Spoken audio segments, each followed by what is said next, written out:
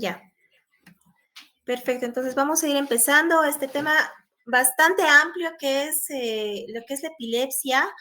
No sé si ya tienen algún concepto previo respecto a lo que es la epilepsia, lo que es una crisis epiléptica, una crisis convulsiva. Han debido escuchar igual lo que es el estado epiléptico. Entonces, sí me gustaría saber un poquito, si alguien tiene algún concepto, por favor. Sí, doctora.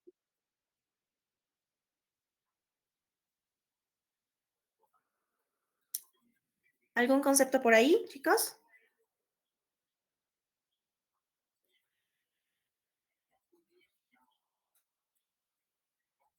¿Alguien?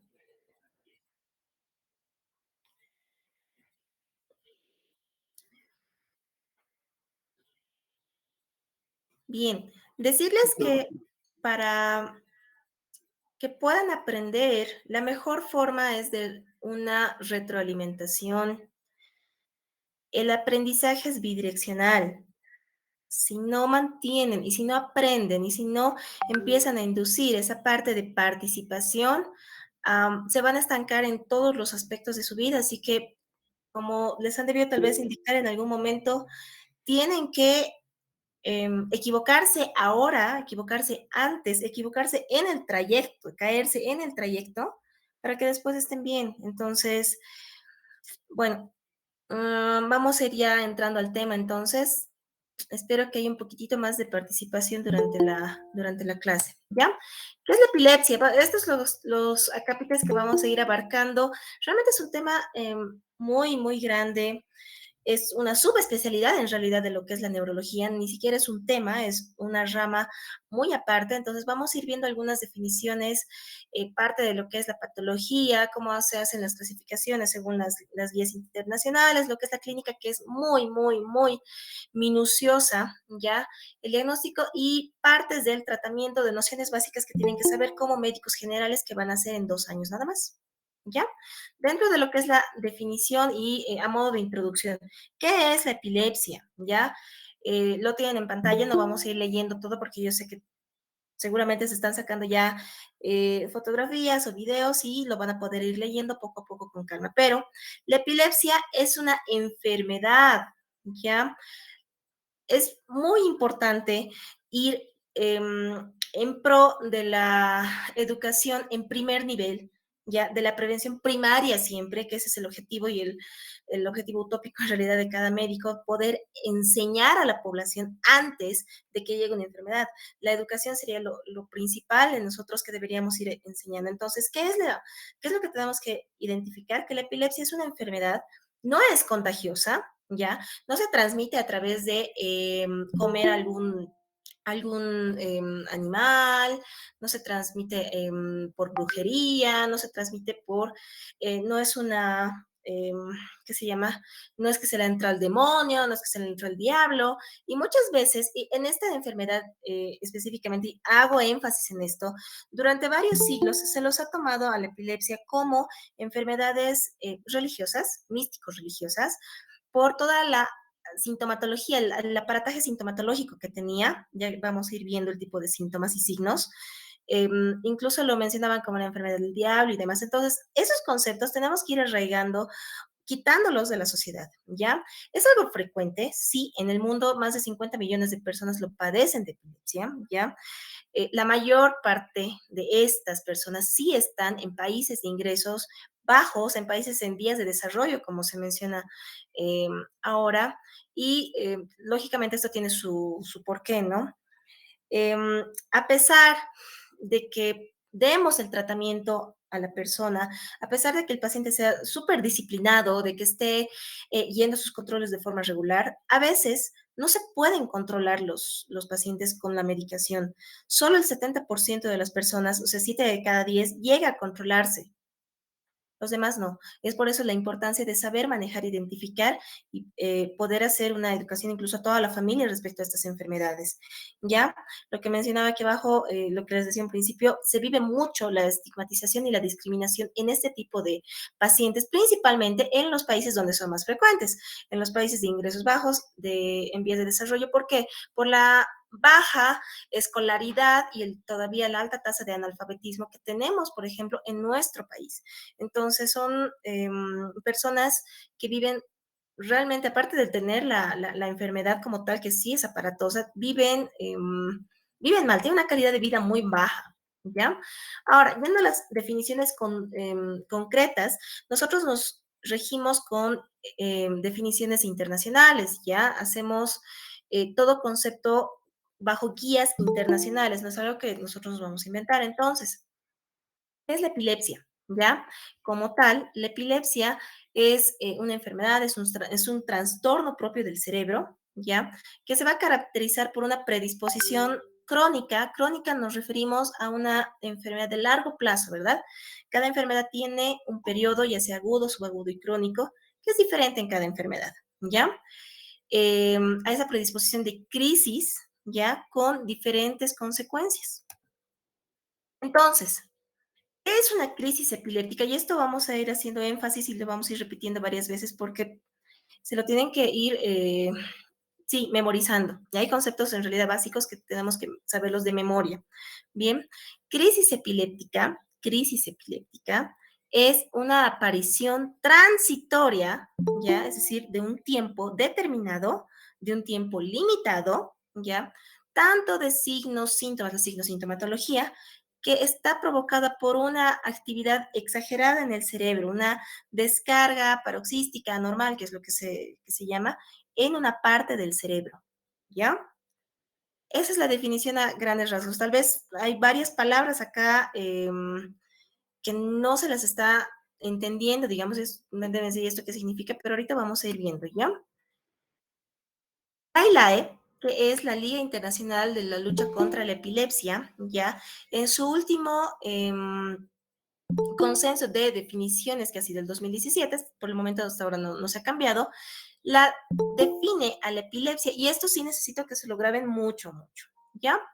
Se define el diagnóstico de epilepsia cuando hay dos, dos o más estas crisis epilépticas que habíamos mencionado, ¿ya?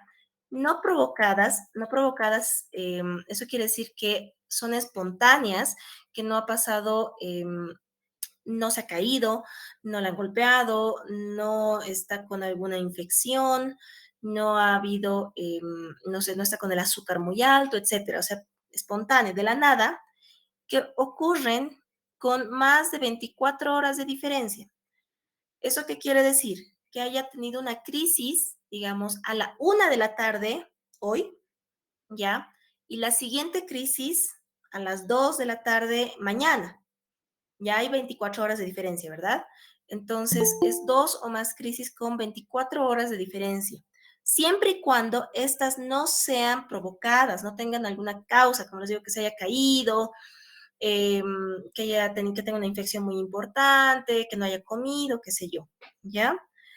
Si tienen una crisis hoy a la 1 de la tarde, otra a las 4, otra a las 6 de la tarde, otra a las 10 de la noche, digamos, son más de dos crisis, ¿verdad? Pero están dentro de estas 24 horas. Ahí todavía no manejamos la definición de epilepsia, hay que ver qué está causando, por qué se me está empezando a tener tantas crisis. Ahí sí tal vez eh, el azúcar está muy bajo, muy elevado, alguna infección, tiene una meningitis, qué sé yo, ¿ya? Segundo concepto o criterio en realidad, que tenga una crisis, ya solo una crisis, y una probabilidad de tener crisis en un 60%, que es lo que se menciona. ¿Eso qué quiere decir? Que tenga solamente que convulsione hoy, digamos, a la 1 de la tarde, pero que tenga alto riesgo de volver a convulsionar. ¿Y cómo sabemos que va a tener riesgo de convulsionar en los siguientes años? Ahí nosotros nos apoyamos con estudios, por ejemplo, una tomografía de la cabecita, una resonancia, un electroencefalograma, que me muestren, digamos, que tiene un tumor, es una zona, es una lesión en el cerebro estructural que me va a generar, sí o sí, en algún momento otra vez crisis, va a volver a convulsionar esta persona. Entonces, ya también lo definimos como epilepsia, ¿ya? Y el diagnóstico de un síndrome epiléptico. Los síndromes epilépticos solamente lo vamos a ver en pequeños, en niños, en edad pediátrica, hay varios tipos de síndromes epilépticos, Lennox-Gastaut, el de West, el de Ohtahara, el de Dravet, etcétera, que solo tienen que conocerlo, ¿ya? Entonces, con estos dos conceptos, por favor, tenemos que empezar y memorícenselo para toda la vida. ¿Ya? Eso, así se lo define epilepsia según la Liga Internacional de Lucha contra la Epilepsia. Ahora, algunas, algunos criterios, algunos conceptos que vamos a ir viendo. Crisis no provocada, es lo que les comentaba, ¿no? Que estaban dentro de los criterios diagnósticos. Crisis no provocada es que no hay un factor, ¿ya? No existe un factor en ese momento, ¿no? Un factor, repito, para que se les quede grabado, alguna caída, golpes, es decir, un trauma, algo infeccioso, algo metabólico, una meningitis, un nivel de estrés, que haya habido consumo de sustancias o de privación de sustancias, que esté, qué sé yo, con algún otro tipo de intoxicación por órganos fosforados, no sé, ¿ya? Eso es una crisis no provocada, que no haya ningún factor, ¿bien? Una crisis sintomática, ¿a qué se refieren los síntomas? ¿Ya? Eh, la crisis sintomática, bueno, es básicamente lo opuesto a la crisis no provocada, es decir, la crisis sintomática ocurre durante el compromiso sistémico, lo que les decía es prácticamente al revés, metabólico, infeccioso, tóxico, una lesión estructural, inflamatoria. Entonces, esto es una crisis sintomática, que haya habido una causa, y la crisis no provocada, que no ha habido una causa. El riesgo de recurrencia, lo que les mencionaba en este segundo criterio, ¿verdad? Lo mismo, vamos a ir repitiendo que tiene una crisis y vamos a ir buscando alguna causa, vamos a ir buscando ese riesgo de recurrencia, ya sea con un electroencefalograma o una imagen de tomografía, de resonancia, etcétera, ¿ya? Y el último concepto no lo vamos a leer por motivos que después les voy a indicar. Bien, ahora, eh, antes de avanzar, quiero mencionar dos cosas. Uno, como les he dicho, la epilepsia es un tema realmente grande, porque no es solo un tema, es toda una rama, ¿ya? Así que probablemente vayamos a hacer una pequeña pausa a la mitad de la presentación, un poquito más. Si en algún momento alguien se anima a hacer, a cortar la presentación, hacer alguna pregunta, comentario, duda, lo hace, por favor. ¿Ya? Que es preferible que lo hagan ahora, cualquier pregunta, y no estemos después en problemas, ¿sí? Vamos a ir a la clasificación. La clasificación lo vamos a hacer igual dentro de lo que es las normativas de la ILAE, la Liga Internacional de Lucha contra la Epilepsia, ¿ya? Esta clasificación es igual, me la tienen que conocer bastante bien. Se divide focal, generalizada y de un inicio desconocido. De inicio focal, solamente un lugarcito del cerebro. De inicio generalizado, que ambos hemisferios cerebrales se están haciendo esa descarga paroxística simultáneamente, o realmente que no sabemos dónde está empezando, ¿ya? El inicio focal, solamente un lugar del cerebro que se está empezando a tener la actividad, puede tener alteración de la conciencia o sin alteración de la conciencia, ¿ya? ¿A qué nos referimos con esa alteración de la conciencia? Se refiere a la conexión con el medio externo, no a que el paciente esté dormido, desmayado, en coma. Se refiere a que cuando hay un compromiso, cuando hay una alteración de la conciencia, es como que nuestro paciente, esa persona, esté como que tildada, colgada, mirando el horizonte. Lo que es mal se conoce lo que son las ausencias, entre comillas, ¿ya? Que no se queda así mirando el horizonte, no sabe qué está pasando, como si estuviera perdido, mirando, pensando en la inmortalidad del canguro, qué sé yo, ¿ya? Eso es una conciencia alterada. Ahora, cuando no está la conciencia alterada, cuando está consciente, como dice acá, el paciente está eh, completamente en toda la capacidad cognitiva para sentir la crisis, para verla incluso, ¿ya? Las crisis pueden ser motoras y no motoras, ¿ya? Em, Dentro de la epilepsia, dentro de las crisis, perdón, no sé si alguien, y esto sí necesito que me respondan, ¿alguien ha visto alguna vez una crisis convulsiva?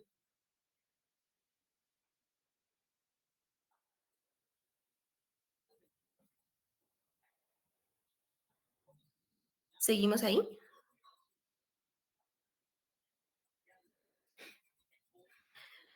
¿Sigo conectada o creo que ya me he desconectado?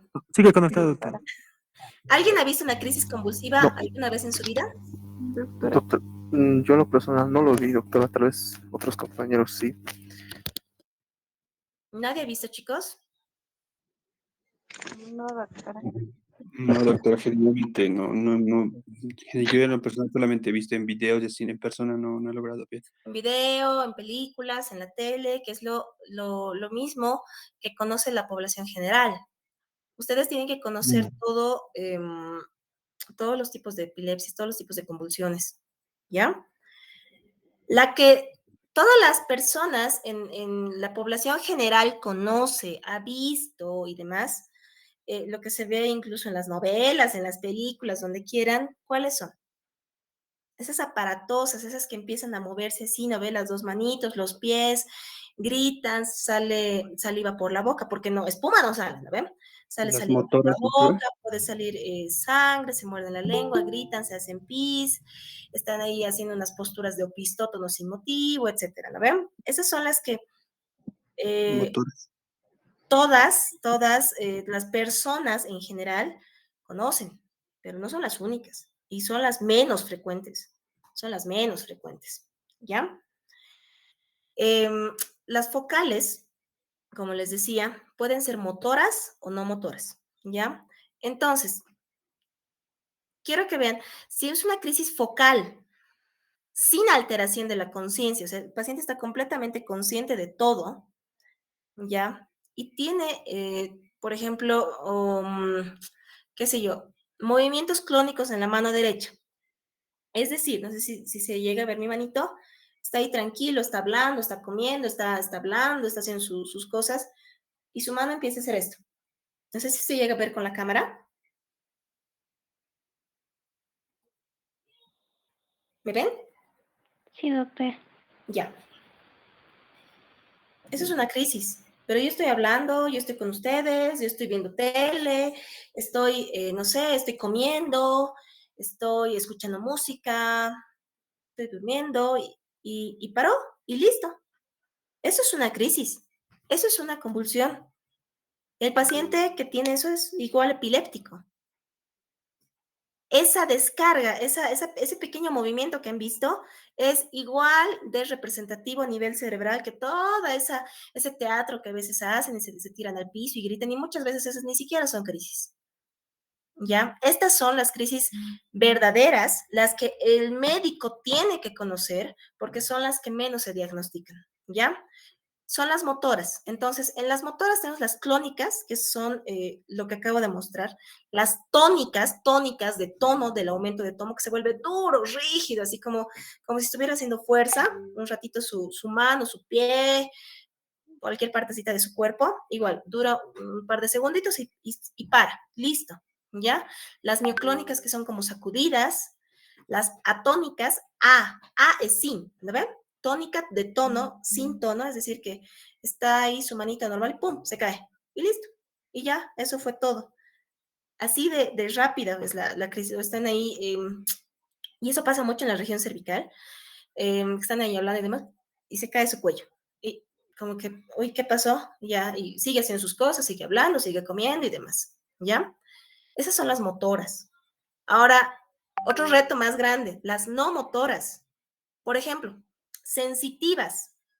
El área de sensitiva se está estimulando. Entonces, uno está ahí tranquilito, está hablando así conmigo, con los demás, está comiendo así su vida normal y siente, ay, me está quemando, ay, me duele, me duele. Y listo. Y se pasó. Y ya, duró unos segunditos, duró un minuto y eso fue todo. Esa es una crisis. Esa es una epilepsia. ¿Qué persona va por eso al médico? Nadie. Entonces, por eso la importancia de que nosotros como médicos sepamos qué es, sepamos reconocerlo y educar a la población, ¿ya? Las emocionales, las que eh, está ahí el paciente tranquilo y siente como una crisis de angustia, siente miedo, siente pánico, siente terror. Y ahí a veces tenemos que diferenciarlo de los pacientes psiquiátricos propiamente, que tienen esas crisis de pánico, ¿no? Esas crisis de angustia. Están ahí tranquilos, igual haciendo cosas y les da un miedo, un terror, angustia, llantos, empiezan a llorar, qué sé yo, y se les pasa. O las personas que sienten que son las cognitivas o las sensoriales, que sienten como un déjà vu. Ese es el caso más frecuente. Esas son las crisis en realidad más frecuentes, que son las del lóbulo temporal. El paciente está, no sé, tranquilo igual y siente como que, ay, esto ya lo viví, ay, esto, ¿qué ha pasado? Esto como que ya lo viví, el déjà vu, el clásico déjà vu. Esas son las crisis más frecuentes, ¿ya? Y así, las autonómicas, por ejemplo, las vegetativas, de la nada empiezan a tener náuseas, vómitos o relajación de esfínter rectal, anal. Entonces, uno no lo considera crisis, pero es, ¿ya? Y en esto el paciente puede estar completamente consciente, ¿ya?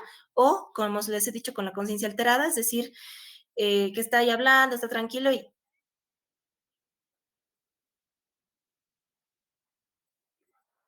¿Qué?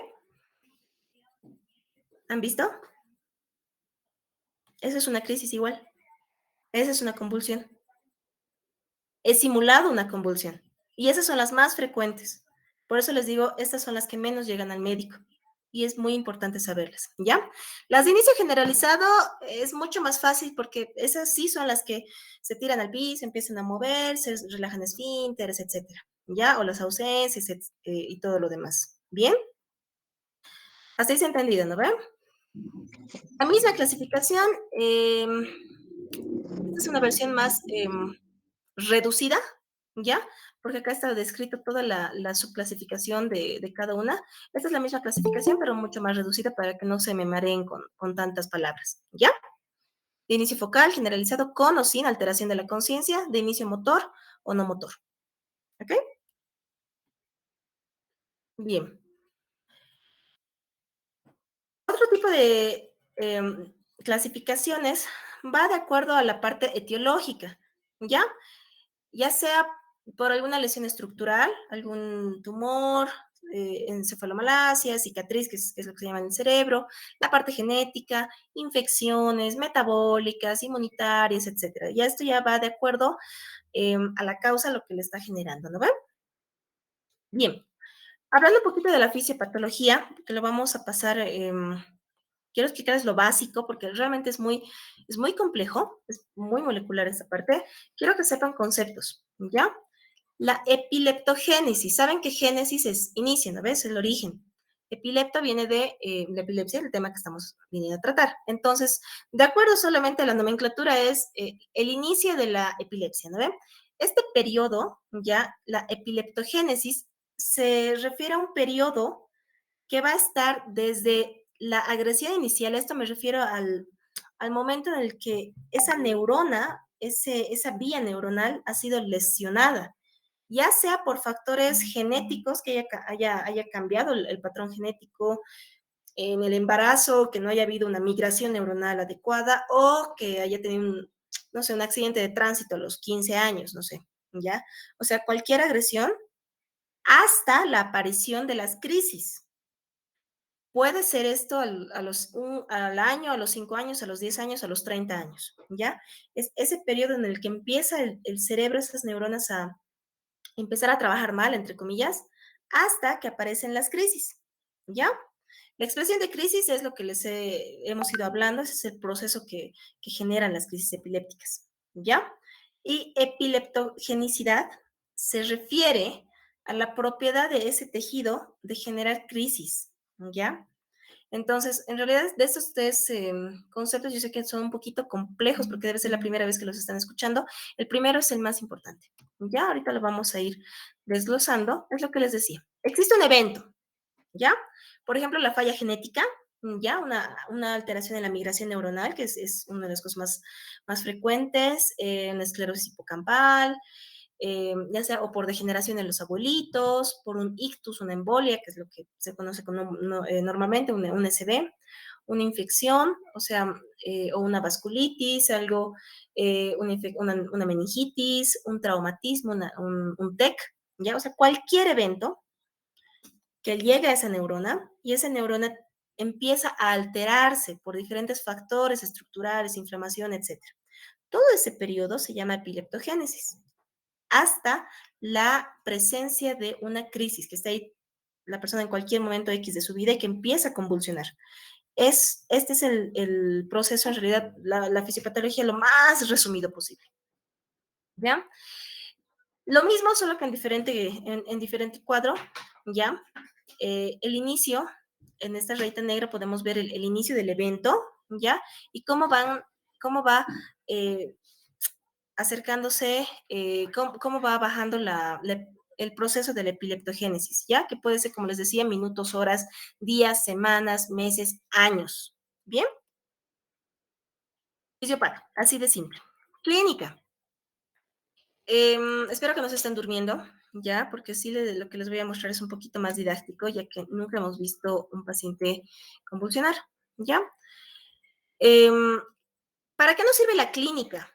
La clínica nos sirve para saber dónde está el inicio de la convulsión. Si ustedes se ponen a pensar con lo aprendido ya en la parte semiológica, ¿ya? Si una persona tiene solamente alteraciones motoras, el mismo ejemplo que hace rato, que empieza a mover así su manita de forma clónica, nada más, y todo lo demás del cuerpo está bien, ¿dónde estaría esa red neuronal? ¿Dónde estaría ese foco de epilepsia, entre comillas, ese foco de epileptogénesis? Solamente en una pequeña área del área motora de este lado, ¿no ve? No va a estar en toda la cabeza. Otto.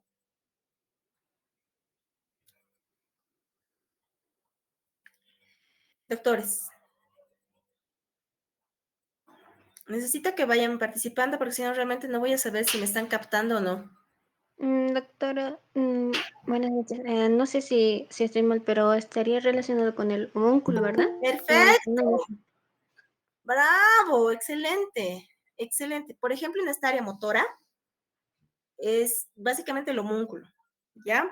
Entonces, han debido ver los dibujitos, en la parte central están los piecitos, pues va la parte torácica, la carita, o sea, un hombre bien deformado, ¿no ve? La manito, el pulgar es más grande, etc. Entonces, si solamente mueve la manito, ya sabemos que ese lugar del cerebro, solamente ese lugar del miembro superior, digamos, ahí está en este momento la falla neuronal. Ahora, si en el segundo ejemplo que hace rato estábamos viendo, si solamente está ahí el paciente tranquilo hablando y dice, ay, me está quemando mi mano, me duele, me arde, no sé, algo sensitivo, ¿dónde estaría la lesión en este caso? ¿Dónde estaría ese foco de epilepsia?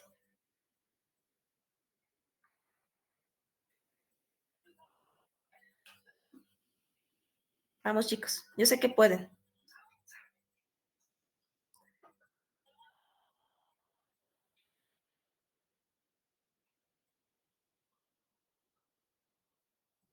O suspendemos la clase porque creo que no me están escuchando.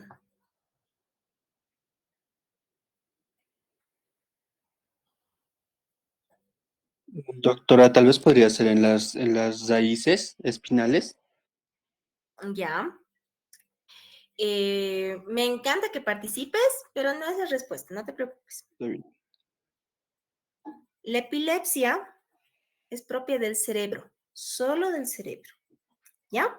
Cerebro, sí, solamente cerebro, solamente engloban al cerebro y olvídense de lo demás, ¿ya? Ya hay para el especialista, sí hay otros puntitos específicos, pero ustedes cerebro, ¿ya? En el mismo análisis que hemos hecho hace rato respecto a la parte motora, en el homúnculo motor, ¿se acuerdan que también hay un homúnculo sensitivo? ¿No ven? Que está en la región postcentral y demás, ¿se acuerdan? Que es solamente la sensibilidad. Hay un homúnculo sensitivo, ¿ya? Entonces, bajo eso, Solo, por ejemplo, si tendría aquí ardor en el miembro superior, igual ese dolor, según mi homúnculo sensitivo, ya sé dónde está empezando la crisis en ese lugar, ¿ya? Todo el cerebro tiene una función específica: visión, audición, olfacción, o sea, todos los órganos de los sentidos, pero no solo eso, ¿no ve? Cognición, todas las funciones ejecutivas, la conexión, la asociación de ideas, la asociación de, por ejemplo, la asociación de música, lectura, parte vegetativa, parte emocional, lo que nos gusta, lo que nos disgusta, lo que nos da placer, lo que nos da fobias, lo que controla el corazón, el latido del corazón. O sea, díganme algo que no haga el cerebro, hace todo, el sueño, el hambre, todo, absolutamente todo, ¿no ve? Todo. Entonces, en cualquier lugar de ese cerebro puede haber esta lesión.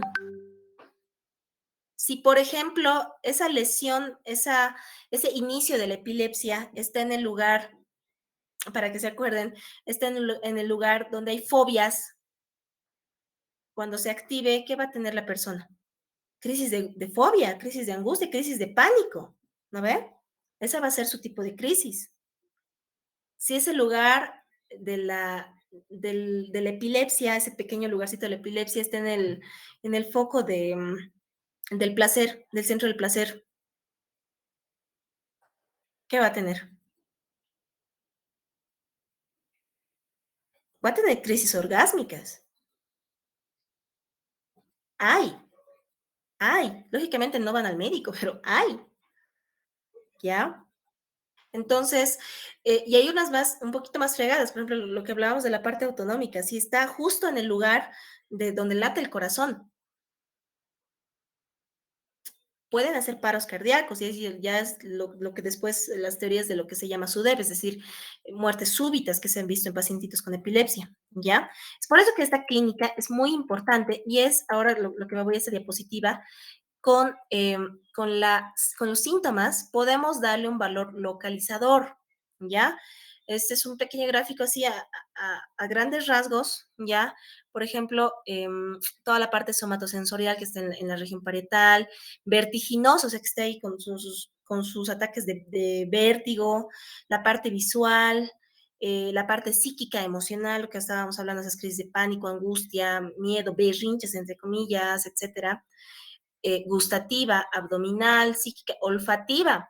Por ejemplo, que esté ahí y sienta de la nada olor a lavanda, no sé, no hay lavanda, pero siente el olor a lavanda. Y se pasó, y listo. Y de cuando en cuando siente el olor a lavanda. Entonces, aquí está la lesión, o sea, es como que un indicio, ¿ya? Espero que me estén entendiendo, ¿ya? Y el mensaje hasta ahorita es que realmente la clínica de la epilepsia es una infinidad, es un abanico realmente muy variado, no solamente son las clínicas, las clásicas tónico-clónicas que se ve hasta en la tele, ya esas no, esas cualquiera las puede ver, diagnosticar, conocer, describir, todo, ¿ya? Ustedes no. Las focales, ¿ya? Vamos a ir, básicamente esto ya lo que les he dicho, se los he puesto acá en escrito para que no se olviden. La parte motora, ¿no? Las clónicas, distónicas, coordinación, la jacksoniana, mioclónicas, todo, cualquier cosa que sea motor, ¿ya? Los movimientos, etcétera. ¿A qué se refiere acá, por ejemplo, tres cosas importantes con la crisis jacksoniana, con la postura del esgrimista, ¿ya? Y algo más que quería decirles, las mioclónicas. Las mioclónicas les he dicho que son como sacudidas, ¿ya? La jacksoniana. La jacksoniana, la marcha jacksoniana, que es lo que se conoce, es cuando, según la forma del homúnculo, porque han debido ver, el homúnculo tiene su hombrecito ahí deforme, ¿lo ven? En ese mismo orden empieza en el piecito, ¿ya? Empieza en el piecito, la crisis puede ir subiendo a la rodilla, a la parte torácica, a la carita, a las manitos, entonces va avanzando, ¿ya? Esa crisis como que empieza en mi dedito, digamos, después en mi mano, en mi antebrazo, en mi codo, en mi brazo, o sea, va avanzando la crisis. Eso se llama marcha jacksoniana, ¿ya? La postura del esgrimista, si es que en algún momento han visto un esgrimista en películas, en videos, no sé, en fotografías, adoptan una postura de que estiran una manito, giran la cabeza, ponen la otra manito detrás y empiezan a estirarse. Son nombres que les han puesto porque han visto al paciente así y los han descrito, ¿no? Eso es parte de la semiología, ¿ya? Automatismos sensoriales, emocionales, cognitivos, vegetativos, todo lo que hemos ido viendo, por ejemplo, los cognitivos, la afasia, la inatención, los déjà vus, las ilusiones, pensamientos así muy repetitivos, etcétera. ¿Ya? Las emocionales, lo que les decía, una emoción fuerte como miedo, angustia, mucha alegría, euforia, risa, como que se llaman las crisis gelásticas, la risa, y estoy segura que, bueno, espero, por lo menos, que al menos la mitad haya visto en alguna película una crisis de tipo gelástica, es decir, una crisis de risa. Y voy a hablar con los doctores. Si alguien me dice en qué película, les prometo que les voy a dar 1 o 2 puntos sobre el parcial, porque estoy segura que han visto. El Guasón, doctora. Eso. Joker. Ya, para todos. Para todos va a ser un punto, se van a acordar, eso va a ser una pregunta de examen, ¿ya? Se llaman crisis gelásticas. Se van a acordar de gelatina ya. No tiene nada que ver, pero se van a acordar. Gelásticas. Esas son las crisis emocionales de risa. Ese es el mejor ejemplo. Él está completamente consciente, bueno, aparte de que tiene otros problemitas medios ya con la sociedad, pero él está completamente consciente y tiene esos ataques de risa. Es epiléptico, ¿ya? Entonces, un buen ejemplo. Bien, y así toda la parte, esto ya lo van a ir viendo, esto ya lo van a ir viendo con calmita, ¿no? Porque incluso él sabe y tiene su carnet, ¿verdad? Bien, con o sin alteración de la conciencia. No sé si llegan a ver el video. Sí, ¿Ya? pero se estaba moviendo. Sí, Bien. se ve. Esta es una epilepsia del lóbulo frontal, ¿ya? ¿Ven cómo se está sacudiendo? ¿Ven el pataleo que hace? Es un niño, ¿ya? Uno puede agarrar y decir, está haciendo berrinche, está haciendo, no sé, se está poniendo solamente inquieto porque está pataleando.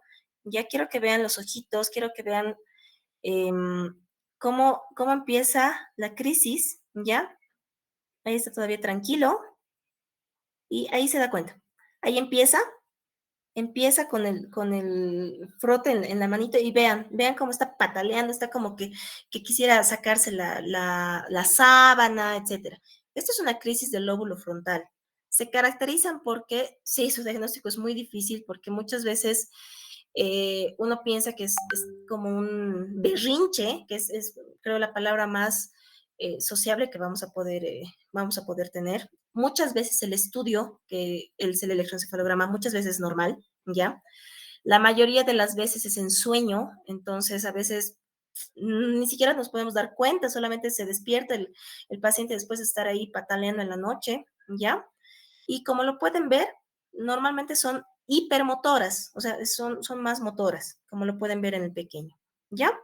Estas son del lóbulo frontal, ¿no? Si alguno ve esto en la calle, seguramente no lo van a tomar como crisis, en serio que lo van a ver y van a decir, este pequeño está haciendo un berrinche. Vamos a ir viendo otras, ¿ya? Dentro de las frontales tenemos toda esta clasificación, ya cada una se destaca por algo. Pueden ser precentrales, premotoras, prefrontales, dorsolaterales, órbito, ventromesiales, etcétera, ¿ya? Estas son las, bueno, etcétera, son las seis tipos de epilepsias frontales que hay. Vamos a ir viendo en este segundo paciente. Vean cómo está tranquilo, está en la camita, no está durmiendo porque está con los ojos abiertos, ¿ya? Van a ir viendo, ahí empieza. Ya se pone el inquieto. ¿Ven? Ha empezado con ese automatismo en las manitos del chasquido, grito, pataleo. Esa es una crisis. Él no está haciendo un berrinche, no es que está loco, no es que muchas personas los confunden con pacientes psiquiátricos, les dan miedo, ¿ya? Y a veces incluso por eso la familia los abandona y se quedan en la calle. No vamos a ir a verlo otra vez. Eso sí es un poquito más aparatoso, es un paciente más adulto, ¿ya? Pero tenemos que ir identificándolas, por favor.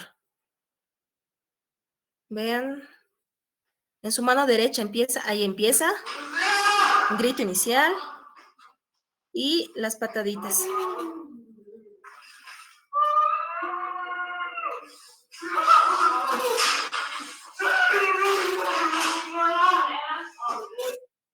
Eso es una crisis, él está ahí convulsionando, ¿ya? Y muchas de las veces él está totalmente consciente de eso, pero obviamente no puede controlar, entonces, importante el diagnóstico, ¿no? Vamos a ir viendo dentro de las frontales, ¿ya? Lo que les decía hace rato, la clásica marcha jacksoniana, ¿ya? El homúnculo motor, que esto ya lo han visto, digamos, empieza acá en el piecito, y la crisis empieza, sube por el piecito, va por el tronco, va por la mano, va hasta la carita, va hasta terminar en la lengua, o sea, va en ese orden, ¿ya? La postura del esgrimista, que es lo que les mencioné, que está haciendo este pequeño, ¿ya?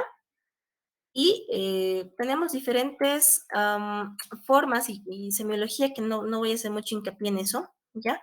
Pero tenemos la parte del lenguaje, como el señor ahorita que estaba vocalizando, que estaba gritando, movimientos oculares, la conducta que es muy hipermotora, ¿no? Automatismos, ¿ya? La epilepsia del lóbulo temporal, otro lóbulo, ya estamos viendo a otro lóbulo. Son de dos tipos nomás, mesial o medial y neocortical o lateral, ¿ya? Lo que les decía, esta sí es la epilepsia más frecuente en todo el mundo, ¿ya? Aquí en la China, esta es la más frecuente.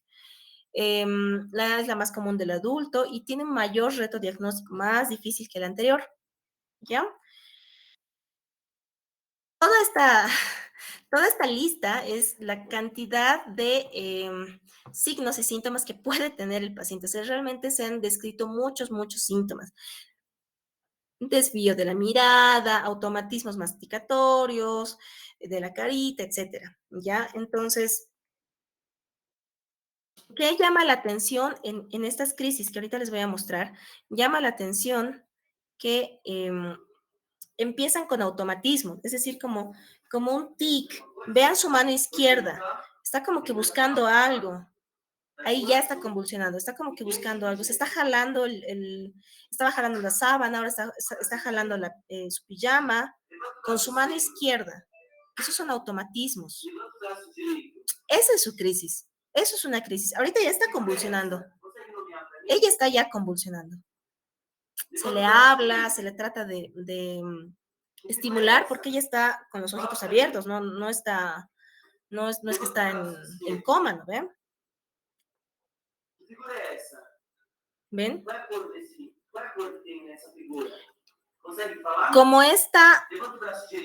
Como estos automatismos en la manito, que empieza a jalarse, puede haber otro tipo de automatismos, por ejemplo, en la boca, que empiezan como que a masticar, como que a rumiar, ¿ya? ¿Quiénes rumian las vaquitas, no ve? Que empiezan como si estuvieran con chicle o masticando todo el rato. Puede ser, ¿ya? O sea, se esté relamiendo todo el rato la lengua, o se esté frotando todo el rato el ojo, esté así, o la nariz. Ahí está, ven, lo de la nariz, justamente lo que está haciendo ella ahorita. Eso también es un automatismo, que esté todo el rato así con su manito. Súper difícil de diagnosticar, como lo están viendo ahorita.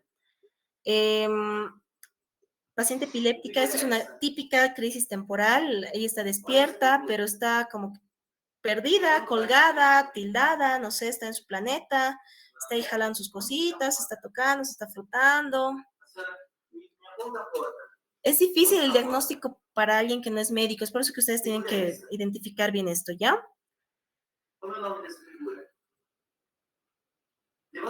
Muy bien. Vamos con otras crisis. Lóbulo occipital, ¿ya? El lóbulo occipital es mucho más fácil porque ese pequeño lóbulo, la funcionalidad más importante que me engloba, ¿qué es? La visual, ¿no ve? Ya sea la parte primaria, secundaria, accesoria, etcétera, ¿ya? Entonces, los síntomas pueden ser positivos o pueden ser negativos. ¿A qué se refiere con un síntoma positivo? Que se está aumentando algo, es decir, que el paciente va a ver algo, va a ver colores, va a ver rayas, formas, eh, no sé, manchas, va a ver algo. Y negativo, que va a dejar de ver, que va a tener un centro negro, que se le va a oscurecer, que va a ver como hormiguitas caminando, moscas, ¿ya? Los síntomas positivos descritos por pacientes epilépticos lo ven así, los han descrito así. Esto es lo que van viendo, o sea, el paciente está tranquilo, caminando y demás, y de la nada empieza a ver este tipo de formas, colores. Como ven, tienen un patrón. Siempre van a llegar a tener un patrón diferente. Y cuando es bueno en nuestros pacientes preguntarles y que ellos, darles todos los colores y que ellos describan y dibujen qué es lo que ven. A nosotros nos ayuda mucho esto en diagnósticos diferenciales, por ejemplo, de las migrañas que vienen con aura, las auras visuales, que igual tienen escotomas, puntitos, rayitas y demás, ¿verdad? Pero no son tan coloridos, no tienen formas tan específicas como acá. Las auras, por ejemplo, de la migraña son solamente manchas o rayitas y ya. En cambio, ven que tienen formas un poco más complejas y esto es lo que ven los pacientitos, ¿ya? Muchas veces los movimientos de los ojitos igual nos ayudan a ver, esto sí es un poquito más difícil. Quisiera que vean los ojitos del niño, ¿ya? Cómo hace a veces un poquito de versión, ¿ya? A ver, vamos a tratar de identificarlas. Ahí, ¿ven cómo hacen los parpadeos? Hacia arriba, ahí está. Y ya pasó su crisis. Eso fue todo. Ahí tiene el control para avisar que algo anda mal. Y eso fue toda la crisis. Así de rápida, ¿ya? Las últimas, las del lóbulo parietal. Lóbulo parietal, que está detrás del frontal, ¿no ven? Que tiene igual la parte sensitiva, sensibilidad. ¿Se acuerdan todo lo que andaba haciendo sensibilidad? Está ahí, está distribuido en todo el lóbulo parietal, ¿ya? Los síntomas que van a tener igual, van a ser positivos o negativos. Positivos, en este caso, que va a sentir algo, el paciente que no hay, el ejemplo que les decía hace rato, que va a tener ardor, que le va a picar, que le va a tener, o sea, parestesias, ¿no ven? O que le va a empezar a doler, ¿no ven? Que le duele de la nada, ¿ya? O negativos, que deja de sentir un ratito, es como si no sintiera, o sentiría menos, ¿ya? Esos son los síntomas tanto positivos como negativos, ¿ya? Ahora, cualquiera de estas crisis que hemos visto, todas las crisis que ahorita acabamos de ver son las focales. Entonces empiezan en un puntito específico del lóbulo frontal, temporal, parietal, occipital, todo lo que hemos visto. Y se puede quedar ahí o se puede ir al otro lado, se puede ir al otro lóbulo. Y eso es lo que se llama focal abilateral, que empieza en un lugarcito y de ahí se expande a todo el cerebro. ¿Ya? Esas son las que conocemos como ya lo que hemos dicho hace rato, las clásicas tónico-clónicas, que son las más aparatosas, que estas sí ya tal vez las han debido ver en algún momento, como van a ver en la paciente. En esta sí, hay una pérdida abrupta del nivel de conciencia, tiene una fase tónico-clónica, ahí está, ya está empezando. Está en la fase clónica ya ahorita. Ven los movimientos en las 4 extremidades, hace versión de la mirada, está girando y normalmente este periodo dura entre 2 a 3 minutos, no dura más. Bien, puede haber relajación de esfínteres, puede haber cialorrea, es decir, aumento de la salivita, ¿ya? Porque obviamente no va a haber deglución o mordedura de la lengua o de los labios. Bien. La fase ictal, la que estamos viendo, y normalmente se caracteriza porque tiene una fase post-ictal. Es como un coma, es como un estado de coma, es como un estado de sueño profundo que puede durar minutos, horas o días. ¿Ya? Ahora, vamos a conocer este tipo de epilepsias que son las ausencias. Ya está dentro de las generalizadas, pero para ir conociéndolos. Normalmente estas crisis se presentan alrededor de los 7 años. Ya duran 10 segundos, no duran más. Y ahí está. No sé si llegan a ver los ojitos de la nena. Está ahí jugando y en ella dura unos 3 segundos. ¿Ven? ¿Ven los ojitos ahora? 1, 2, 3, 4, 5, 6, 7, 8 segundos. Esa fue su crisis. ¿Solo han visto eso? Solamente son unos menos de 10 segundos en ese movimiento de los ojitos. ¿Ya? Vamos a ver a esta nena. Las mioclónicas, lo que les decía, son como esas pequeñas sacudidas, ¿verdad? Vean su mano. Vean las sacudidas de su manito. Esa es una mioclónica. Este tipo de crisis se ve como están en los videos, más en los nenes, en los pequeños, ¿ya? Entonces, sí necesito que las conozcan, pero siempre esto se hace la derivación al neurólogo pediatra. ¿Ya? Van a ver a la nena, se da cuenta que algo anda mal y van a ver su mirada perdida. Ahí está, ya está con la mirada perdida. Está parpadeando, vean su parpadeo muy rápido. Y este sí puede durar unos 12 segundos, 15 segundos. Ha perdido un poquito el tono del cuello, ¿han visto? Se estaba como que yendo hacia atrás, sus parpadeos rápidos. Listo, se dio cuenta y por eso se pone a llorar la nena. ¿Ya? Las crisis neoclónicas, igual pero es en un paciente mayor. Vean el tipo de sacudidas que tiene, ¿no ve? Son contracciones musculares breves, bruscas, súbitas. Bien. Eso es clínica. Ya todo eso es la clínica y como han visto es realmente minucioso todas las preguntas que se debe hacer a los que están mirando, obviamente al paciente si es que tiene la conciencia adecuada y al entorno, ya sea la familia, llámense amigos, personal de trabajo, etc. Es importante decirles, y si se puede, que filmen, porque han visto los videos, es la única forma de ir viendo una y otra vez el video para identificar qué tipo de crisis o cómo podemos ayudarle a nuestro paciente.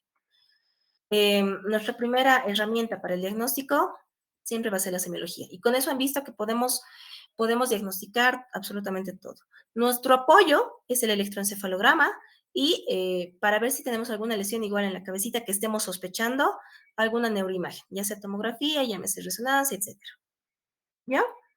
Entonces, la historia clínica, el electroencefalograma, que es lo que les comentaba, la neuroimagen y podemos sospechar en alguna anomalía metabólica o cuando estamos sospechando de alguna infección, para eso nos ayudan los laboratorios, ¿sí?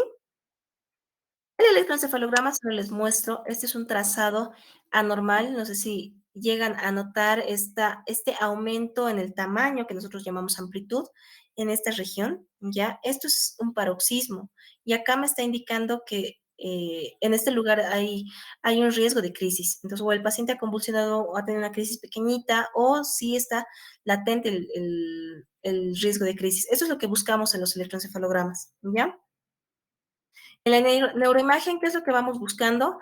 Y esto es una imagen típica, muy clásica que vemos acá en nuestro medio, que es la neurocisticercosis en sus diferentes fases, ya que tenemos acá la vesicular, acá tenemos la calcificada. Esto ya no sé si lo van a ver en otro tema, pero esto es muy, muy, muy frecuente en nuestro medio. Entonces, estos son, por ejemplo, causas, obviamente, porque tremenda lesión que tenemos acá, tremendas calcificaciones múltiples en todo lado, entonces sí me puede generar el inicio de una epilepsia, ¿ya? Diagnósticos diferenciales, como han visto, todas las sintomatologías son un montón, desde síncopes, es decir, un desmayo, ¿ya? Lo que antes se llamaba TIA, lo pongo, pero esto también quiero que entiendan, el diagnóstico, el concepto de TIA, o sea, un accidente isquémico transitorio, que no sé si ya lo han escuchado antes, Ya no existe, es un concepto antiguo, ¿ya? Pero igual lo vamos a tomar en cuenta. Es decir, un SB, un ictus que dure un par de minutos, unos momentos, ¿ya? Un ictus como tal, las alteraciones del lenguaje, ya como la afasia, esa incapacidad de hablar, la amnesia, o sea, han visto toda esa patología, trastornos psiquiátricos, con todo ese pataleo, esa parte hipermotora y demás, hay que también hacer un diferencial de la parte de psiquiátrica, delirio o alucinaciones y, lógicamente, los trastornos del sueño. O sea, hay varios diagnósticos diferenciales que podemos ir buscando. Ahora, por último, el tratamiento. En esto sí necesito que sepan el tipo de medicamentos que hay. Lógicamente no van a hacer la dosificación como tal ustedes, pero sí tienen que aprender por lo menos lo que tenemos en nuestro medio, ¿ya? Todo lo que ven acá es la línea de antiepilépticos que tenemos ya hasta la tercera generación. Ahora hay unos más, ¿ya? Dentro el primer antiepiléptico es el bromuro, ¿ya? Y si pueden ver acá en la línea de tiempo, alrededor de 1910, hace más de 100 años, se ha instaurado el fenobarbital, un medicamento que hasta el día de hoy sigue siendo de primera línea en algunos centros y en algunos lugares de nuestro país, por una buena respuesta, por bajo costo económico, principalmente por eso, ¿ya? De estos medicamentos, los que más vamos conociendo son ya un poquito de la segunda generación, por ejemplo, la carbamazepina, el ácido valproico y ya las benzodiazepinas. Con todo lo que les he ido comentando, el concepto de tratamiento profiláctico, es decir, preventivo, no existe, ¿ya? Si una persona ha tenido una lesión o ese cisticerco que hemos visto hace un ratito, o una meningitis, qué sé yo, una lesión, o que no ha madurado muy bien su cerebro durante el embarazo, durante el periodo gestacional, etcétera, no existe una medicación que evite que esa persona va a convulsionar. No existe. Si esa persona va a convulsionar, lo va a hacer y no hay forma de evitarlo. Entonces, no existe un antiepileptogénico, o sea, algo que evite el inicio de la epilepsia, ¿ya? Bajo este concepto, no iniciamos, por eso el concepto de la definición de la primera diapositiva, no iniciamos tratamiento solamente en una crisis. ¿Por qué? Porque puede que ese día haya convulsionado y haya sido porque no ha comido mucho, ha estado mucho tiempo bajo el sol, se ha deshidratado, está con alguna infección, se ha caído, ha estado bajo consumo de drogas, ha tenido deprivación de alguna sustancia, mil cosas, ¿no? Entonces, solamente con una crisis no podemos iniciar tratamiento. No estamos con todas las certezas, por eso que ahí ya buscamos, evidenciamos y demás. El concepto que les he dicho en principio, ¿no ven? Cuando nosotros iniciamos tratamiento, lo hacemos solo con un medicamento y vamos subiendo poco a poco la dosis hasta poder controlar las crisis. Esto lo voy a ir pasando un poquito más porque es ya respecto a la terapia de especialidad, ¿ya? ¿Qué es lo que nosotros buscamos?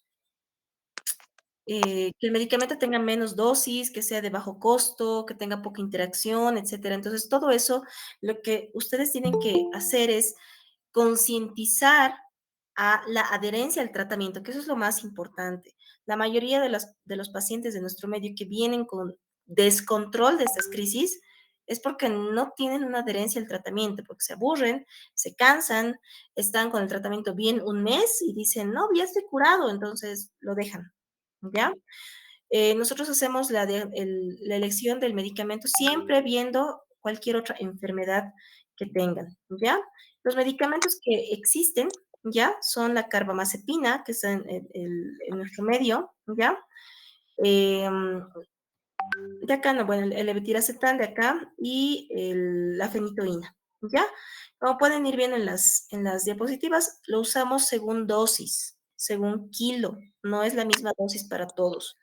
Por más que sean dos varones de 30 años, de 19 años, igualitos, no es la misma dosis. Por más que los dos pesen 80 kilos, no es la misma dosis, ¿ya? Porque tenemos que ir viendo reacciones adversas, tenemos que ir viendo todo eso, ¿ya? Todo esto de la parte del tratamiento no es es de un poquito más de especialidad, así que lo estamos pasando, ¿ya? Entonces, ya para concluir, ¿qué es lo importante? La identificación de la semiología de las crisis, ¿ya? Eso es lo más importante, porque así vamos a poder clasificarlo. Con eso hacemos el inicio del tratamiento, nosotros, siempre y cuando no haya, o sea, cumplan los criterios. Nosotros elegimos ese esquema personalizado, buscamos la causa de la crisis y lo que tenemos que hacer en este caso son estas dos últimas, ¿ya? Fomentar la adherencia al tratamiento, que es lo más importante, y la educación a la familia, a la población, de todo lo que han ido viendo, ¿ya? Em, la epilepsia es muy variable, muy variada, tiene un abanico de signos, sintomatología, como han podido ver, y no estigmatizar a la enfermedad, ¿no? Porque realmente es una enfermedad muy frecuente y si se han dado cuenta, tal vez conocen a alguien incluso que tiene alguno de estos tipos de crisis, que son, por ejemplo, digamos, una auditiva, que está ahí tranquilito, hablando y demás, y empieza a escuchar un sonido extraño, como, no sé, pues un tren, agua, un río, que le dura un minutito y se pasa. Y ya, y se pasó. Y eso fue su crisis. Ese también es una epilepsia. Entonces, hay que ir identificando todo eso. Ya es más frecuente de lo que parece. Con eso terminaríamos el tema de epilepsia en rasgos generales, ¿ya? Así que espero que tengan alguna pregunta, porque si no tienen ninguna pregunta es que o se ha entendido todo o no se ha entendido nada. ¿Ya?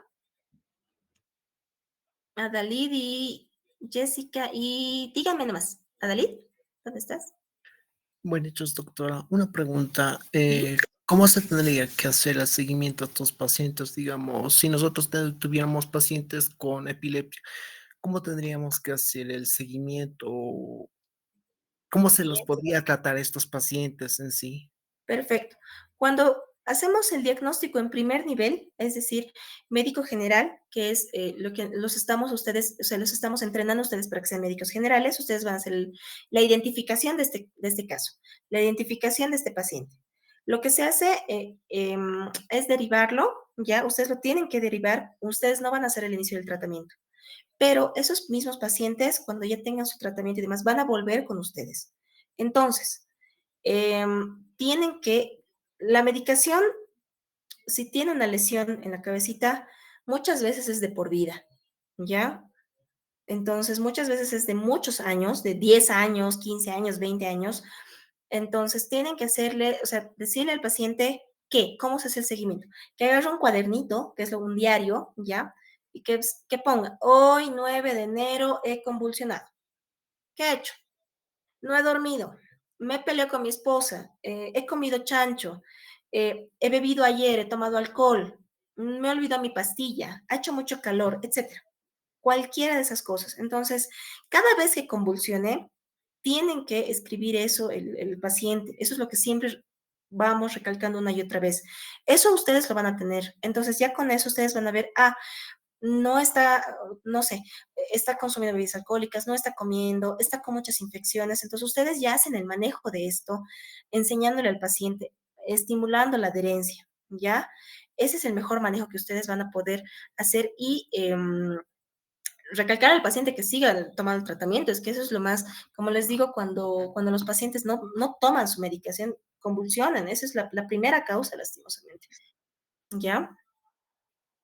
¿Está bien, Aladit? Perfecto, doctor. Gracias. Jessica. Sí, doctora.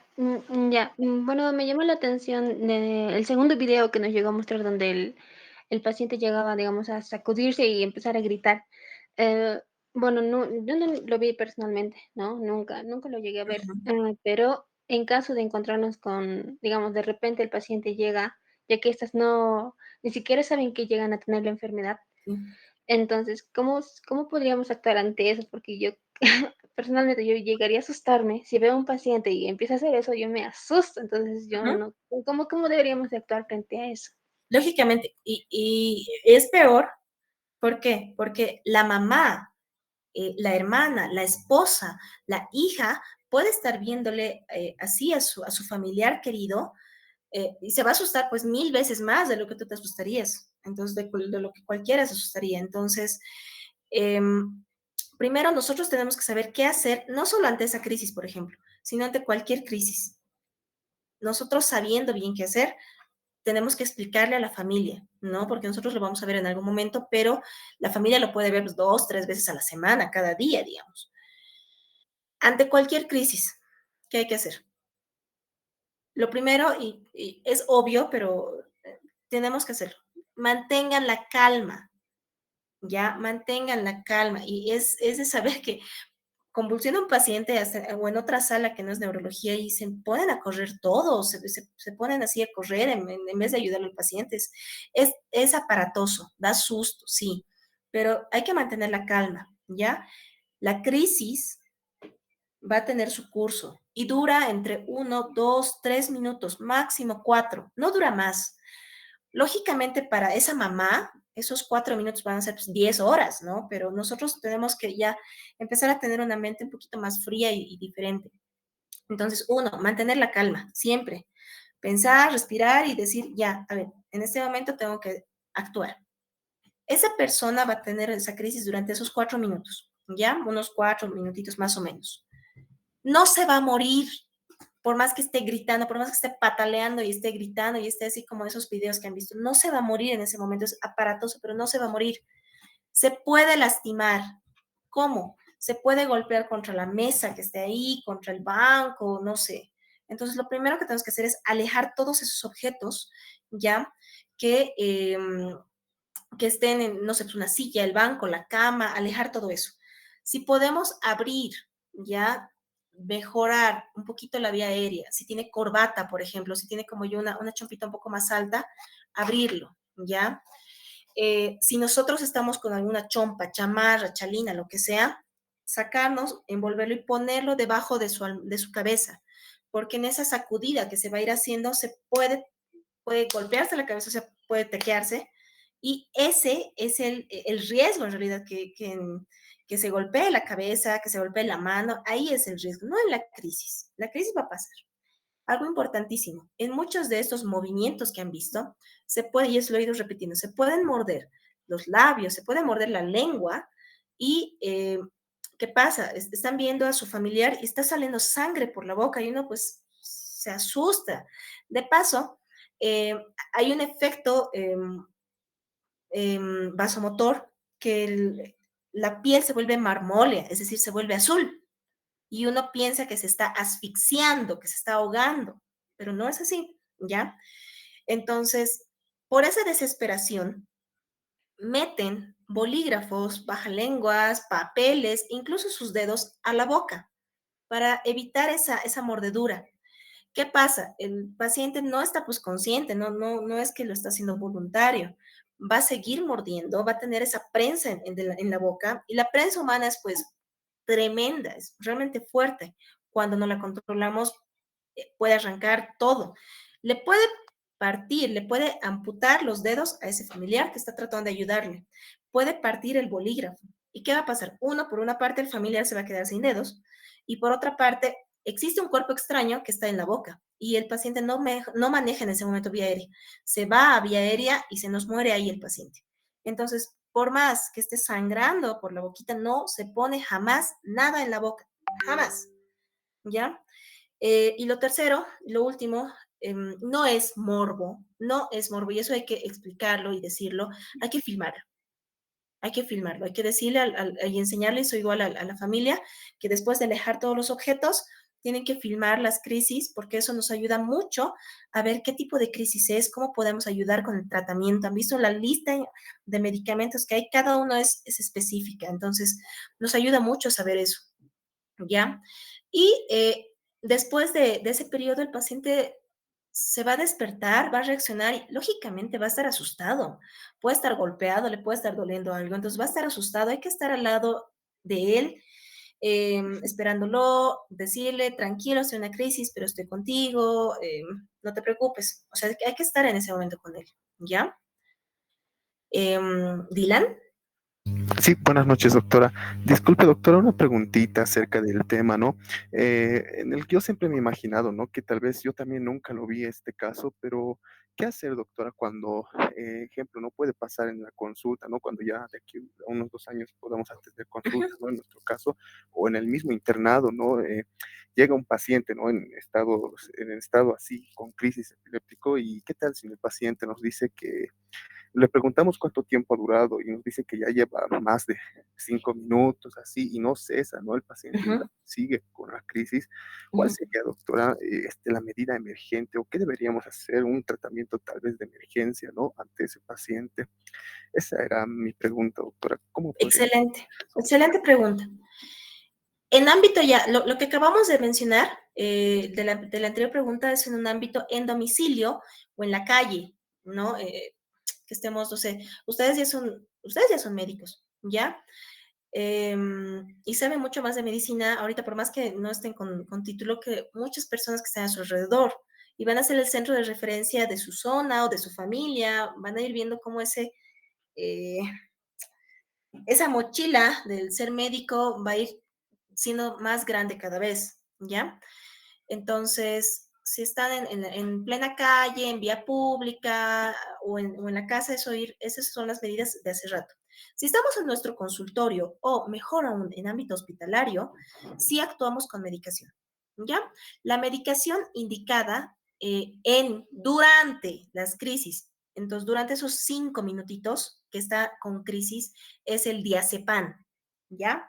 El diazepam en ampolla, pinchando, ¿ya? Lo ideal es acceso venoso. Muchas veces, y lógicamente mientras está ahí moviéndose, gritando y demás, pataleando, o se está rascando la cara, si está como que no hiciera caso, no vamos a poder canalizarle rápido, pero sí por lo menos una intramuscular, diazepam, ¿ya?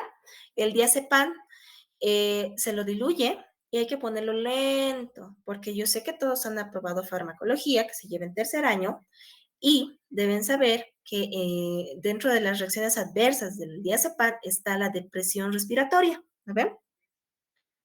Lo tendremos que usar con mucho cuidado y por eso solo se usa en ámbito hospitalario, porque en caso de que haya un mal manejo del diazepam, bueno, en ese momento podemos actuar, ¿ya? Cuando la crisis dura, cuando esas convulsiones, ese momento dura más de 5 minutos, ya, no, ya eso no es una crisis epiléptica, eso se llama estado epiléptico. Eso es una emergencia neurológica y eso sí o sí tiene que ser manejado con un especialista en ese momento.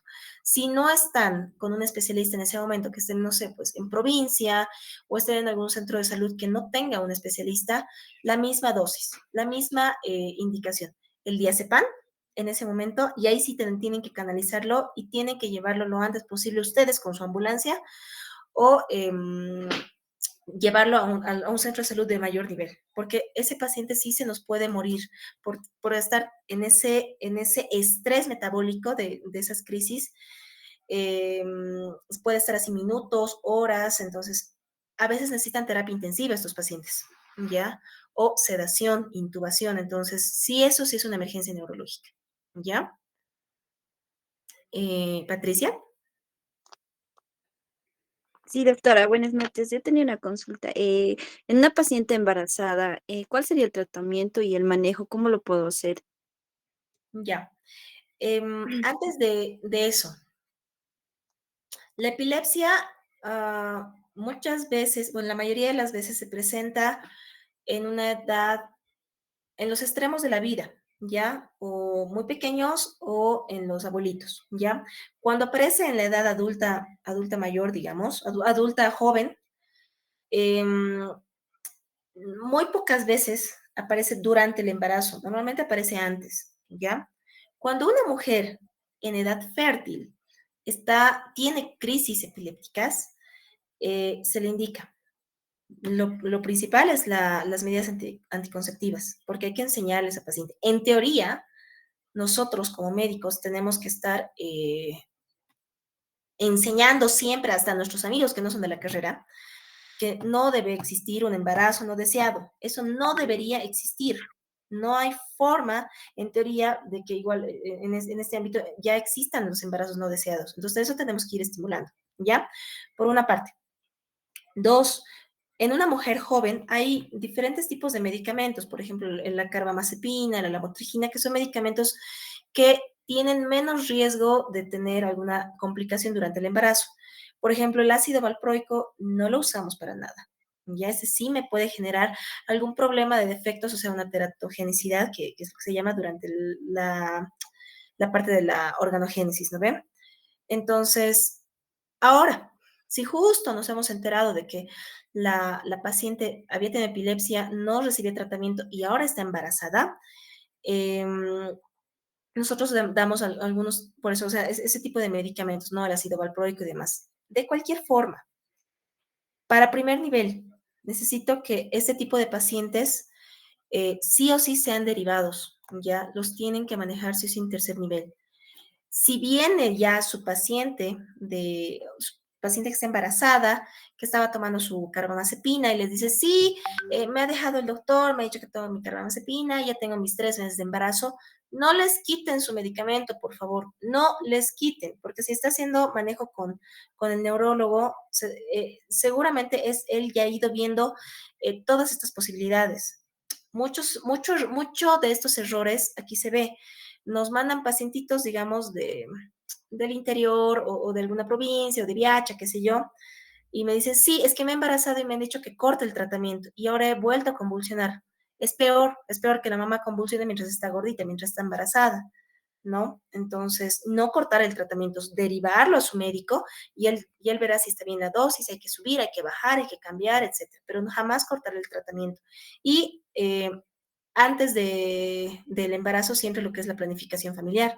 Ya nosotros con toda la población que tenemos que ir mejorando la instalación de té de cobre, la instalación de otros dispositivos que nos ayuden a controlar la natalidad.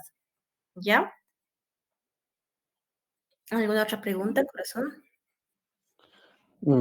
Doctora, Carlos. buenas noches, doctora. Ahora sí funciona mejor. Doctora, primero sí, yo he visto dos casos en vivo, dos crisis. Uno ha sido en la cancha y otro en la Plaza La Paz, en Las Citas. La primera sí he visto que duró menos de un minuto, Ajá. ¿no? Y era justo un arquero. Y sí, se ha podido rápido pasar menos y se ha controlado. En el segundo sí ha durado más de, podría decir, de 5 minutos, porque incluso cuando yo ya había pasado, cuando yo ya estaba, cuando he pasado, le he visto a la persona que ya estaba convulsionando. La Ya. gente incluso lo querían agarrar de la piel, ya le estaban queriendo agarrar de los miembros para que no se pegue la cabeza, incluso le querían echar con agua. Y justo yo vi eso, entonces traté de evitar, y sí evité, ¿no? Que no le echen agua, nada.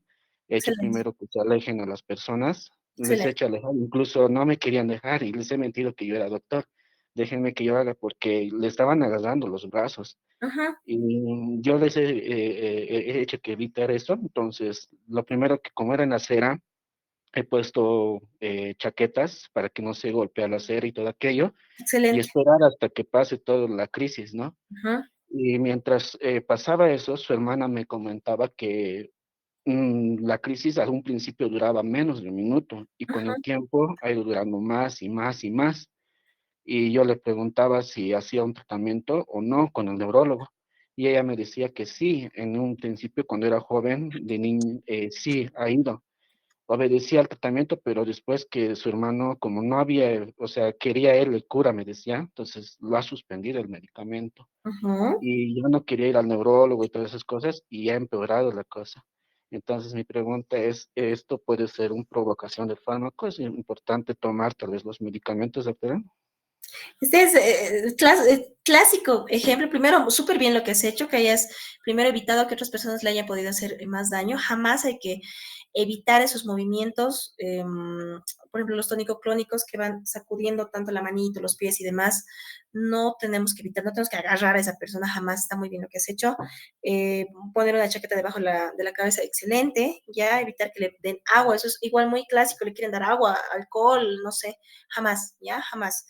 Y probablemente esa crisis de tu paciente, de ese paciente, ha tenido mayor duración, tal vez intentando datos de un estado epiléptico, qué sé yo, o un poco menos, pero sí ha sido probablemente porque ha abandonado la medicación. La medicación no se la abandona. La epilepsia es una enfermedad que no se cura, ¿ya? Se controla. Hay algunos criterios para decir que, pucha, esta persona está libre de crisis 5 años, digamos. Paciente libre de crisis 10 años, pero no hay el concepto de paciente curado. No hay ese concepto. Hay concepto de paciente libre de crisis 1, 2, 5 años, 10 años, ¿ya? Y cuando, a pesar de eso, después de 15 años puede volver a convulsionar. Puede volver a convulsionar. Y si no está tomando la medicación, y peor aún, no se ha ido cuidando ha estado consumiendo bebidas alcohólicas, nivel de estrés muy elevado, no ha estado durmiendo bien, qué sé yo, el riesgo de tener crisis y de entrar a un estado epiléptico es altísimo, es altísimo.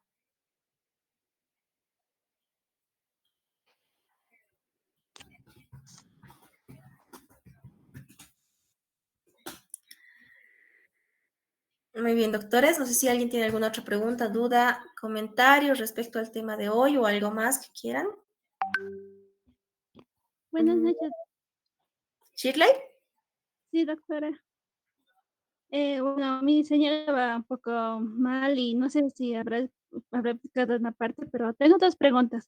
¿Sí? Uno es ¿por qué nunca se debe agarrar al paciente sus extremidades cuando está convulsionando? Ajá. Y otro es referido a un caso que, bueno, me han contado que era una niña que estaba en un auto y este no tenía el freno de mano, así que el auto se ha ido cuesta abajo. Y el padre de la niña logró salvarla, pero el susto de la niña había ocasionado que tenga epilepsia, porque dice que ya debe empezar a tener convulsiones esa niña, no sé si eso es posible. Esa era- Ya. En el primer caso, no se puede evitar, ¿por qué no se los agarra? Porque no lo vas a evitar, lo vas a agarrar sin motivo. Lo vas a agarrar y se van a lastimar dos personas, uno el paciente y dos tú. ¿No?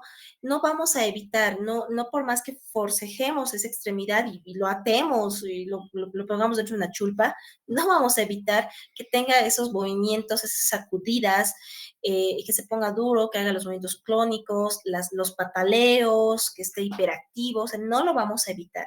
No hay forma de evitarlo. La única forma de evitarlo en ese momento es la administración del medicamento, por ejemplo, el diazepam.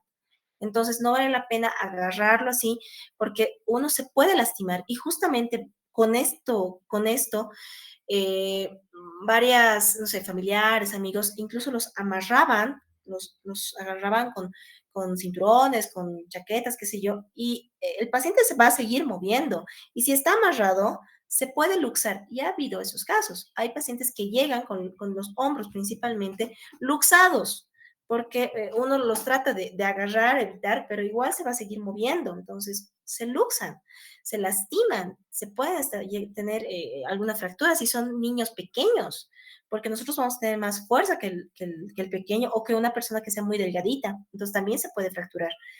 O al contrario, que el paciente sea mucho más grande, más alto, más pesado, qué sé yo, y nosotros seamos corporalmente más pequeños o no hábiles para manejarlo, nos vamos a lastimar. Entonces no tiene sentido por eso agarrarlo. Segundo, eh, que haya tenido un inicio de la epilepsia, que hayan empezado sus crisis después de un susto, no existe. No hay eso, ¿ya? Que se hayan desencadenado tal vez por el golpe del accidente que hayan tenido o que antes haya tenido algo, puede ser, pero no por un susto, no existe eso. O sea, tiene que haber una lesión en la cabecita que ya sea muy grande, como un golpe, un accidente, una hemorragia, un tumor, o muy pequeña, muy diminuta, que sea prácticamente a nivel celular, así que no se vea en la tomo, no se ve en la resonancia. O sea, prácticamente a nivel celular. Entonces, no hay una epilepsia que se genere así por un susto, como en ese caso. No ha sido eso, ha sido o coincidencia o alguna otra cosa. Ay, gracias, doctora. Listo, Shirley. ¿Alguien más de los 90 que todavía quedamos? Doctora, buenas noches. Jimena. Una consulta, doctora. Igual es un caso que me contaron. donde me dice una amiga que ella lleva a su hermanito a hacer una vacuna cuando era niño, ¿no ve? Y desde ahí dice que ha adquirido, bueno, ha agarrado epilepsia, desde ahí tiene epilepsia. No sé. ¿Qué puede ser, doctor? ¿Una mala colocación de la vacuna? Ya, ¿eso qué es? Eso necesito que ustedes vayan rompiendo esas ideas, ¿bien? Como médicos tenemos que ser siempre pro vacunas de todo, de lo que sea. Sale la vacuna para la caspa, nos vamos a hacer poner todos, ¿ya? Efectos adversos de las vacunas solamente se ha visto hasta ahorita y lógicamente por el tiempo de estudios que se han hecho solamente para la del COVID y ha sido los últimos 2 años que es imposible que le hayan puesto. Todas las vacunas que están dentro del PAI, es decir, todas las vacunas que les ponen a los pequeñitos, han sido súper, mega, hiper, archi, por decirlo así, controladas, probadas. Ya no hay ese efecto adverso.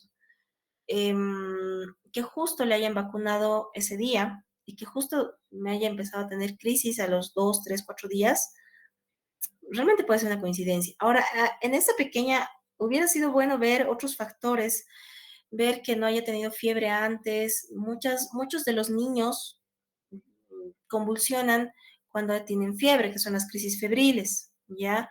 Y eso tampoco es una epilepsia, convulsionan durante la fiebre, llegan a 38, 39, 40, ya se están rostizando lógicamente sus cerebros, entonces convulsionan, pero es por la fiebre. Hasta los 5 años es esperable eso. No hay un dato ahorita de ninguna vacuna que me genere después, que genere el inicio de una epilepsia, ¿ya? Sí, con la última vacuna, con la del COVID en los adultos, he visto algunas otras reacciones como que ustedes ya lo han debido ver, lo han debido leer durante toda la pandemia, que era en todo lado, hemos visto en el Face, han salido un montón de publicaciones de eso, de pericarditis, dolor, insomnio, neuropatías, Guillain-Barré a veces, pero no, para nada. Convulsiones, no. Por ejemplo, actualmente no hay ninguna evidencia que sugiera tener, que sugiera tener epilepsia, ¿ya? Con la vacuna del COVID ni con nada. Doctora, buenas noches. Una pregunta. ¿Cuándo se podría retirar el medicamento contra la epilepsia o cuándo se llamaría lo que es epilepsia ya resuelta, se podría decir? Ajá. Lo que les decía hace rato, el concepto de paciente libre de crisis existe. El concepto de epilepsia curada no existe. No hay eso, ¿ya? Nosotros tomamos criterios, ya el especialista, porque médico general no debe hacer esto, ¿ya? Cuando un paciente tiene una lesión en la cabeza estructural, una cicatriz, si quieren decirlo así, simple, secuelas de algún TEC, alguna operación, algún infarto, tumor, etcétera. Tiene una cicatriz ahí, tiene una lesión que va a estar ahí de por vida, como una cicatriz en la piel, que nos hagamos una cicatriz, toda la vida la vamos a tener. Esa cicatriz en el cerebro igual va a estar toda la vida. Entonces, ese riesgo de convulsionar va a estar toda la vida, por lo que en estos pacientes usamos la medicación de por vida. Que subamos la dosis, que bajemos, que cambiemos otro medicamento, que asociemos y demás. Eso va a depender de la etapa de la vida del paciente, que esté con las enfermedades, el estilo de vida, etcétera, ¿ya? Pero en este caso el paciente nunca debe dejar la medicación. Cuando no existe una lesión, o sea, hacemos todos los estudios que existen, que hay, y no encontramos nada en la cabecita, aparentemente todo está normal, nos damos un rango de 10 años con la medicación y sin crisis, cero crisis, cero. Y recién después de unos 10 años, vemos la posibilidad, bajo otros criterios, de ir bajándola poco a poco, no de golpe. No es que, ya, hoy cumplo 10 años sin crisis, mañana dejo de tomar mis pastillas. No existe eso. Vamos viendo nosotros un esquema, cómo ir bajando las dosis. Pero muchas veces, a pesar de eso, pueden volver a convulsionar, lo que les decía, después de 15 años, después de 20 años. Entonces, a pesar de eso, tiene que seguir yendo a sus controles con neuro. Está bien, gracias, doctora. Doctora, una pregunta. Sí, pues. Bueno, es un caso en sí, ¿no? Se trata de un joven, ¿no? Que desde sus 10 años, ¿no? Ha tenido crisis de ausencia y por mucho tiempo sus familiares, bueno, ellos lo veían de manera normal y no ha recibido ningún tratamiento. ¿Habrá alguna repercusión más adelante? Ya. Lo que, si han estado al inicio de la charla, o si se acuerdan, les he hablado de algo que se llaman los síndromes epilépticos, ¿ya? Y dentro de estos también están las ausencias.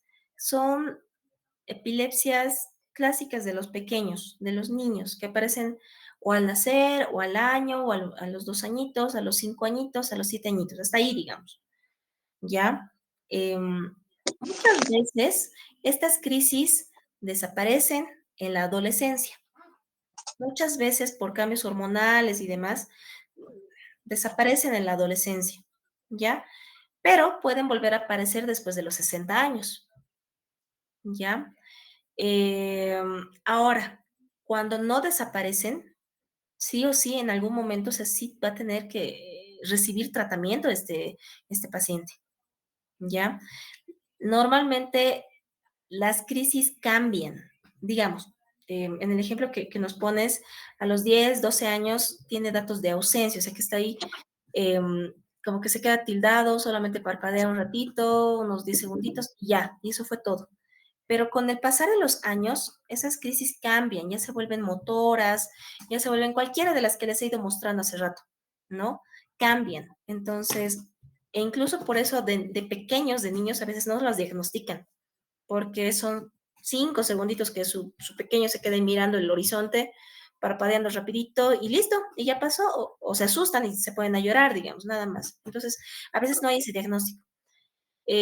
Cuando ya son las aparatosas, digamos, las que hemos ido viendo, recién vamos al médico, entonces sí hay que recibir tratamiento. Ahora, cuando no hay ningún tratamiento como tal, hay teorías que dicen que sí hay daño y hay teorías que no. Pero ¿cuál es el riesgo? Que en una de las crisis, todo lo que hemos visto, que se caiga, que se golpee la cabeza, que esté solo, que esté nadando solo. Imagínense que esté en una piscina solito y que justo ese rato le dé una crisis. Se ahoga, se va a morir, pero porque se va a ahogar, no por la crisis. Que esté manejando moto, que justo en ese momento le dé una crisis. Se va a morir, pero por el accidente, no por la crisis. Entonces, ese es el riesgo. ¿Ya? Entonces, por eso que tenemos que hacer el tratamiento bien, regular, estricto.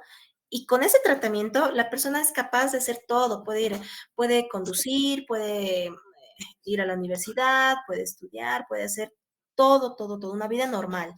¿Ya? Actividad física, no hay ningún problema. Gracias, doctor.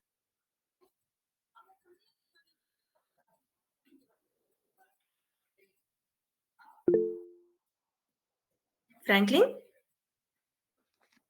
Sí, doctora, tenía una duda, no sé si tal vez se aplique, ¿habría algún tipo de tratamiento para estos pacientes, un tratamiento tipo quirúrgico o el tratamiento solamente es farmacológico? Ya.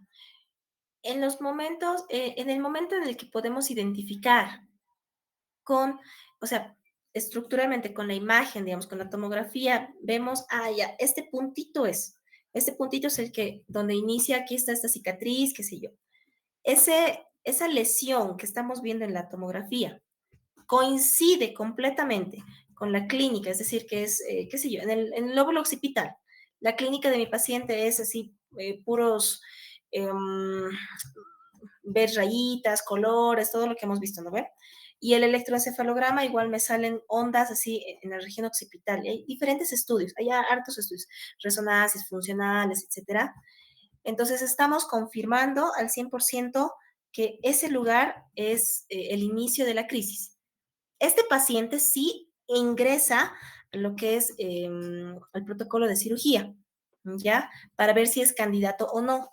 Entonces, se va cirniendo bastante.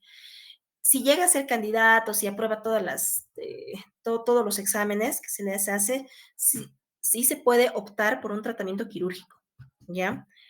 Pero muchas veces, por ejemplo, tenemos una lesión y vemos, digamos, está en temporal, pero las crisis que tiene en la clínica, es por eso súper importante siempre la clínica, son frontales.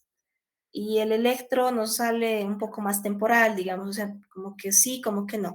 Si le operamos a ese paciente, si le operan, si le hacen toda el protocolo y demás, van a sacar un foco, pero puede seguir convulsionando. ¿Por qué? Porque no es el único foco, o no le hemos atinado al foco, o tiene un foco mucho más grande. Entonces, se puede hacer tratamientos quirúrgicos. Sí, en Bolivia no está muy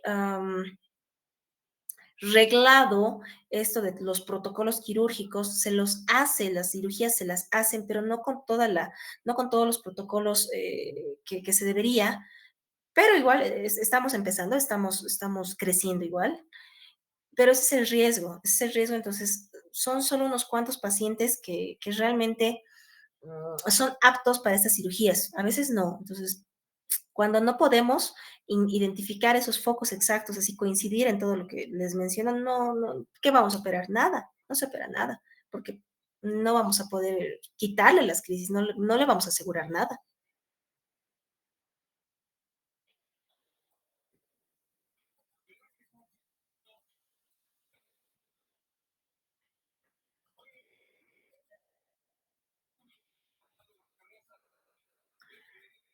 Muy bien, doctores. Si no tienen alguna pregunta al tema, con eso habríamos concluido la clase. Doctora, una preguntita más, doctora, una última preguntita. Sí, ¿Se sí, sabe algo acerca de, bueno, de esta enfermedad, ¿no? Que es la epilepsia, sí, a través, aunque sea de la historia o algún dato, ¿no? Que se conozca en la actualidad acerca de cuál sería el origen más que todo, ¿no? ¿Por qué cuál sería la razón principal de esta enfermedad, ya que tampoco es contagiosa, ¿no? ¿Se sabe, doctora, tal vez algún dato del origen, ¿no? De esta enfermedad? Esa era una última pregunta que quería realizarle, doctor.